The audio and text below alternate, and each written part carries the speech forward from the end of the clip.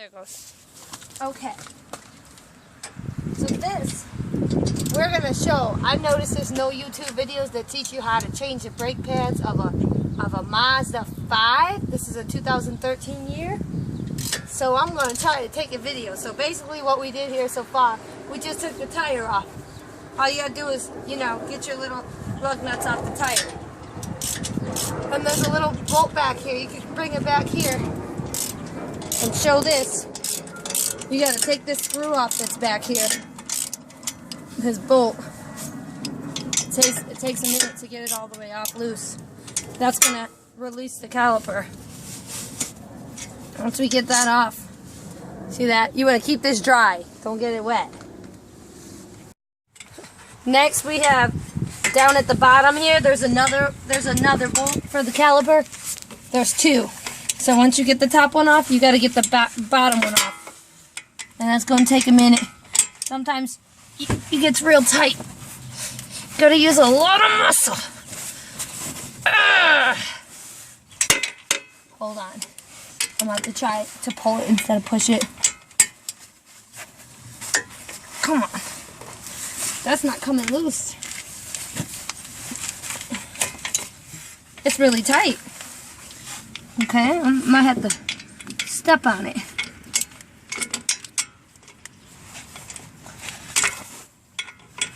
Oh God. Or get a hammer.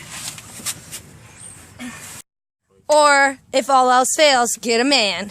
Because a man got more muscles in it than any woman. So you need to be like, use that muscle to see if he can do it. Because I couldn't get it done. I mean, you could try hammering it. You could try jumping on it. That's the bolt down there. Little bolt back there. A little bolt down there. Oh my God, it's so tight. We're going to be doing this video in segments. Because I can't, wow, it's going to take longer. But I'll let you guys know how long it actually is. Get it going? Oh, he got it going. Yay! Well, we get that bolt off. Once that bolt comes off, I'll show you the next step.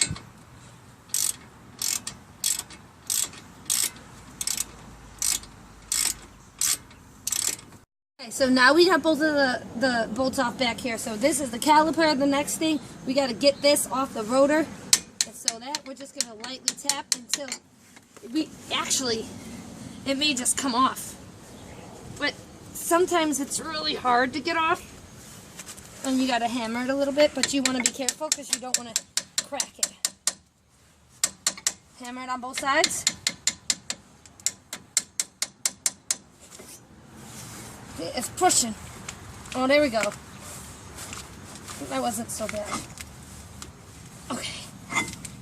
Alright, I got that off now. Oh no. Now I need to set it somewhere. Okay, so I basically put this up on the toolbox. This is the rotor. Like the auto dealers, say, oh, you have to replace this. So I did buy one, but guess what? This looks pretty good. I mean, you can scrape the rust off and turn it and scrape it, but this is actually really good. It's not bad at all. And this is smooth. This is still pretty smooth, so it doesn't need to be replaced yet, but probably the next time you want to replace the rotor. So I'll probably keep my rotor. So this right here is the brake pad. This is the part that we have to get out. And you can just pop it out that easily. You see that? There's nothing left on that. It's completely gone. You see that flat? No. Okay, so this right here is the second brake pad. We need to pop this one out. This is the one that's on a clip. So it clips inside there, so it's going to take a little bit more effort to pop it out. I might need a little bit of assistance. Pop it out. Just like that. Something like that, a screwdriver, this is actually one of those, this is one of them little cheap jacks that come built in the cars. People don't actually use them. So it's set in there pretty good. Pretty solid. Oh my goodness. So I gotta pinch it, I think. Let me see if I can get it out just pushing it.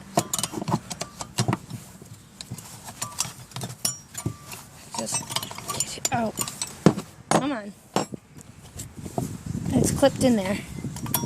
There we go. I got it unclipped. That was this part. So, that's the second brake pad.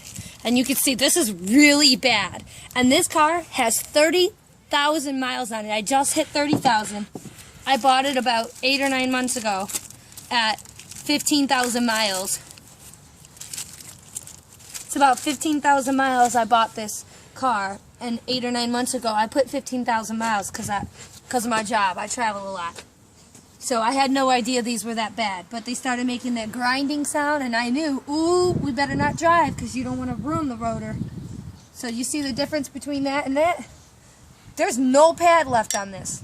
This is a top of the line. This is a top of the line, ultra quiet sounding pad. So this is not the one. We got to do this one first. Every brake pads have 2 sets.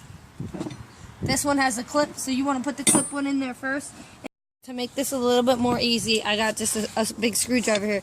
This what this piece right here, this is the brake hardware, and these actually come with new ones. So if you broke it, you know, not a big deal. But you know, getting it loose, it's really tight. You want to loosen this up. You don't have to actually take it out and change it every time unless it's broken. But try to loosen this up because this will give you the ability to work better. Okay. Okay, I got that off. So the next step, you have brake lubricant. You want to put some of this on the back of this all over. That helps it to be loose before you put it in there. So we're just going to get some lubricant in there. A good amount.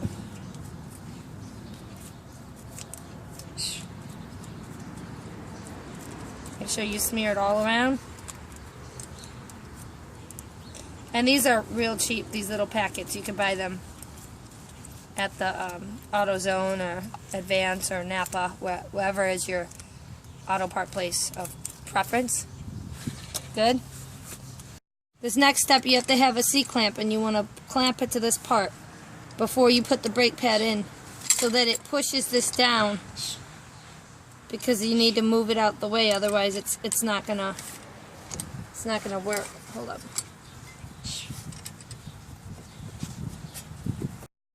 So now what we did, we used the C-clamp, which was this, and we put it around that way and tighten it real tight and keep pushing until this thing got pushed in, because this was out probably about 2 inches or 2 centimeters. So now it pushed in, and it's not breaking it to have it push it in until it can't push in anymore.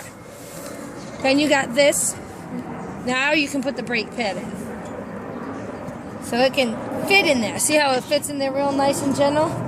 And you probably need a pair of pliers to squeeze the clamps to get it in there,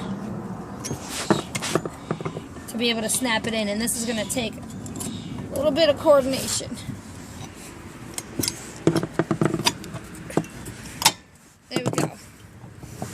That's in, but it's not in correctly. You gotta push them so they both go down into that.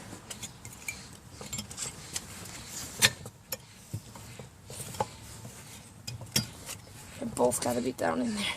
Just right.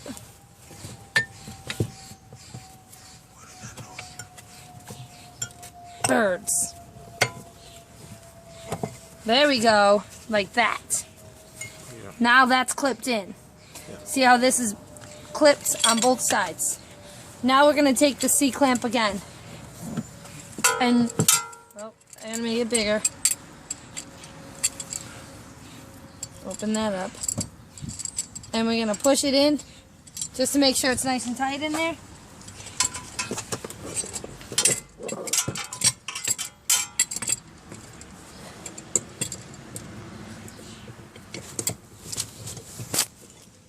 And you're going to push just like that.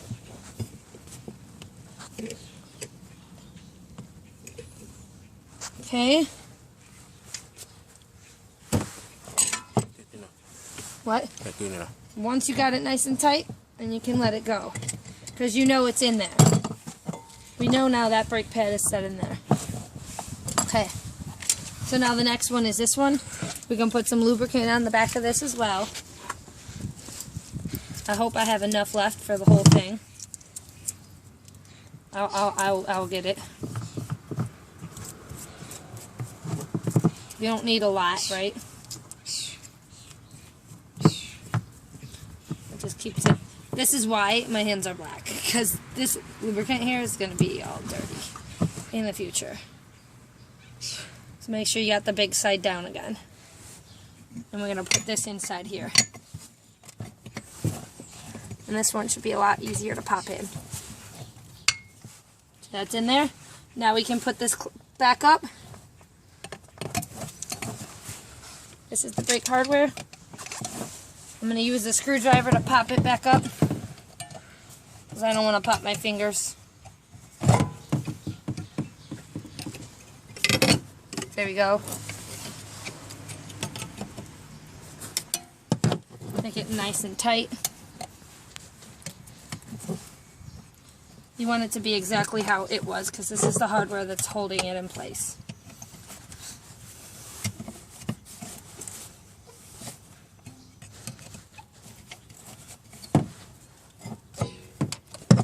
And that looks pretty good right there. We've changed the brake pads. We're going to put the caliper back on the rotor and make sure it fits. And oh look, it does fit beautifully. Wow, there's a lot of extra space. That's because we tightened this up. We tightened it up, we opened it up. We need to make sure that we are lining this bolt up with the holes in the back so that we can put these back in place. And I would recommend putting them both back in, each bolt, before tightening either one of them up. So righty tighty, lefty loosey. There we go. I got that one in. Now I got my other one down here. Once it's in, then we can tighten it up. That's not in.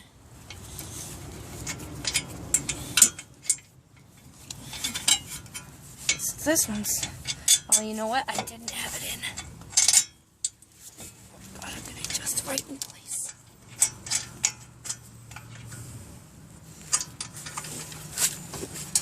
I'm going to feel it. So it pops in there. Oh, now I got the bolts kind of in there. We want to make sure that we switch the direction of this, because we were loosening them, now we're tightening them. So you switch that in your tool. So now you go the opposite direction, which is this way. It's tightening this way. And I would do each one a little bit before. Oh, this one. Probably do it with my hand a lot. I would do each one first and then tighten it all the way. You want to tighten the whole thing.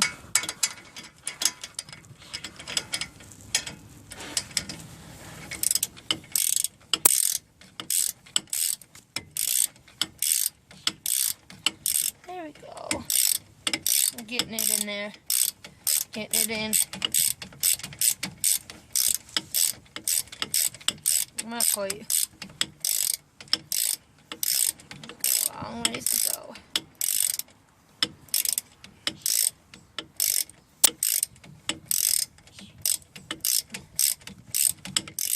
Oh, y'all don't have to watch me do this part. Alright, that's tight. I'll make this one tighter.